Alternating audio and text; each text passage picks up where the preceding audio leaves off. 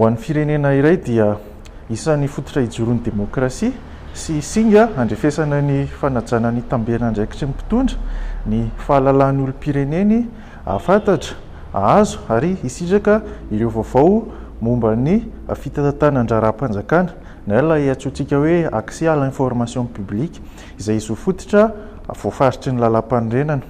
Izany dia ampisy ny fangaraharaana eo amin'ny firenena izay ampiakatra indray ny fifampitokisana eo amin'ny vahoaka sy ny mpitondra ka hitarika sy hitondra ho any amin'ny fampandrosoana tena isy maharitra.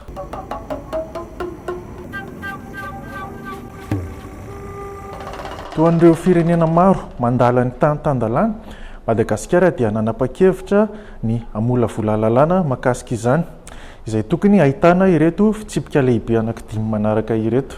Voalohany ny fahafahan'ny olom-pirenena mahazo ireo atota-kevitra mahakasika ny fitantanana andraram-panjakana. Ary ny faharoa ny fahazoana valiteny amin'ny fotoana farany izay aingana.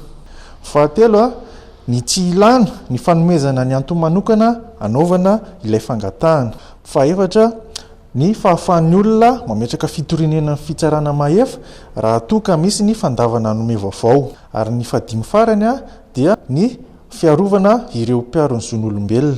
Inona ary ny atao hoe fahafahan'ny olom-pirenena mahazo ireo atota-kevitra mahakasika ny fitantanana andraram-panjakana.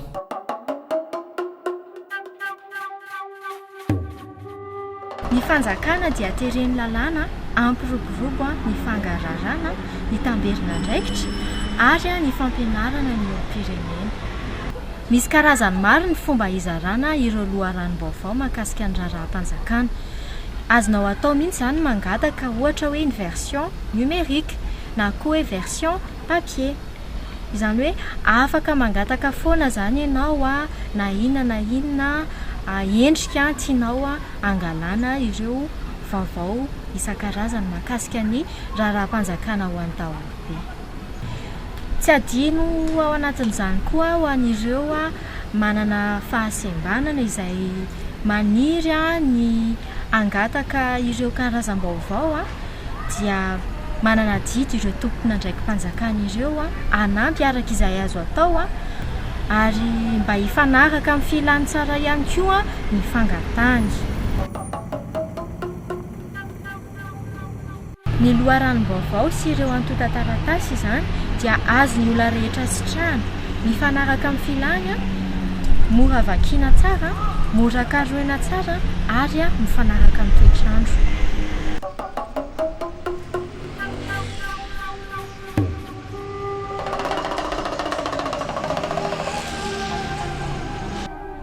Inona ary ny atao hoe fahazoana valiteny amin'ny fotoana farany izay aingana.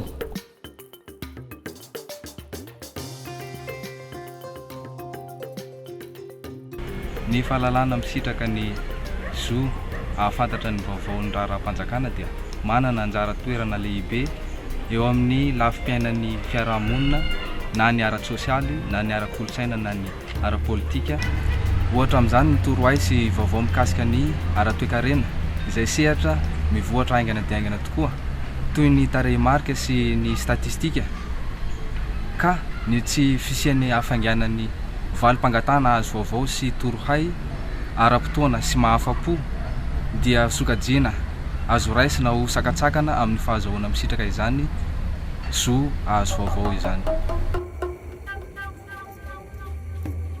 Ilaina noho izany ny famaritana iombonana ny atao hoe hamehana avy amin'ny mpisehatra rehetra eo amin'ny fahazoam-baovao sy ny torohay satria maro sy mivelatra ny fomba mety amaritana azy na ny interprétation.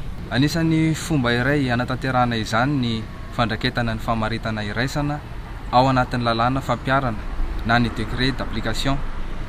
Ilaina ihany koa ny fandaminana ny feim-potoana ahazoana mitory ny fanapahan-kevim-panjakana mandrara na mandà ny fanomezam-baovao sy torohay satria miankina amin'izany ihany koa ny mety any hafainganana na tsia ireo fanomezam-baovao sy torohay ireo.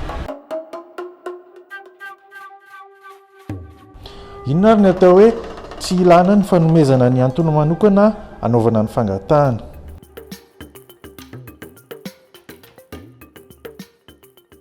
Rehefa miresaka an'izay zo afantatra izay dia isan'ireo foto-kevitra dehibe izay hijoroany ny foto-kevitra hoe tsy ilaina ny fanomezana ny antony anaovana ny fangatahana. Dikan'izay zany dia hoe na inona zany zavatra na ango-kevitra tota-kevitra tianao angatahana ao amin'ireo tompona andraikitra isan-tokony ao anatin'ny fitondram-panjakana dia ny ataonao rehefa misitraka an'izay zo izay ianao dia mangataka fotsiny fa tsy ilaina ny manome ny antony hoe ohatrany hoe ho atao inona le izy na inona ny antony angatahana le izy na hoe sa zavatra ohatran'izay zany fa hoe rehefa mipetraka izay zo afantatra izay dia apetrakinao fotsiny fangatahana dia tokony azonao izay atota-kevitra rehetra angatahanao.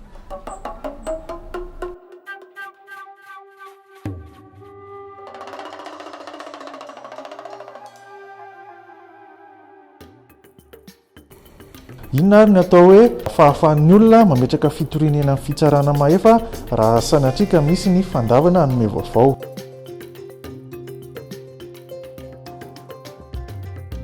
Ny lalàna dia tokony mametraka fa voatery ireo rafi-panjakana isotsokajiny amoaka ny vaovao mikasika ny raharaha-panjakana, ka raha misy ny fandavan'ny fanjakana tsy amoaka izany vaovao izany, ny lalàna dia tokony manome ihany koa zo an'ny tsiraray ametraka fitoriana eo anivon'ny fitsarana mahefa.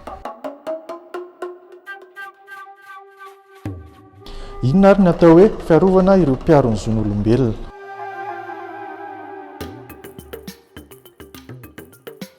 Ny zo afantatra na zo alala entin'ity hoe loi sur l'accès à l'information publique ity dia mifandray amin'ny koa amin'ny adidy ananantsika olom-pirenena hitoroka izay zavatra tsy mety hita ao anatin'ny fampandehanan-draharaha ny firenena. Izany hoe rehefa mahafantatra zavatra ianao, zavatra tsy mety eo anivon'ny asanao, eo anivon'ny fiarahamonina misy anao dia adidinao manambara an'izay sy manome an'izay vaovao izay amin'ny daholobe sy amin'ireo manam-pahefana tompona andraikitra ihany koa. Ny zava-misy anefa dia eto amintsika eto Madagasikara mbola tsy misy izany lalàna miaro an'ireo atao hoe lanceur d'alerte na mpisintona lakiloso isika izay manambara an'ireo zavatra tsy mety ireo. Tena singa lehibe anankiray zany tsy maintsy ho hita ato anatin'ity loi sur l'accès à l'information publique ity izay fiarovana an'ireo mpisintona lakiloso ireo. Dia tsara ho fantatsika ihany koa fa misy volavolan-dalàna anankiray ankehitriny eo am-pikarakarana azy ny tompona andraikitra entina mihitsy hiarovana ny mpiaro ny zon'olombelona tafiditra ao anatin'izany ireo mpisintona lakiloso ireo. Fampiakina zany raha azo lazaina ireo lalàna anankiroa ireo ka anjarantsika olom-pirenena ihany koa manaraka amin'ny fampandaniana azy ireo.